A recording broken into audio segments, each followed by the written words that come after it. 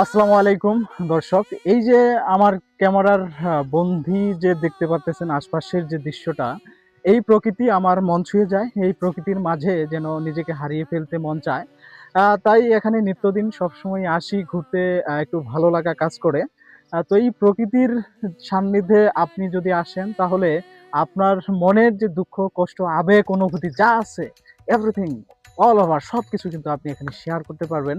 আপনার মনের যত ভালো লাগা আছে এই প্রকৃতির মাঝে খুঁজে পাবেন। এই আকাশ কি বলছে, বাতাস কি বলছে, সবকিছু যদি আপনি মন থেকে একটা বোঝার চেষ্টা করেন তাহলে এখান থেকে ভাই অনেক কিছু নিয়ে যেতে পারবেন।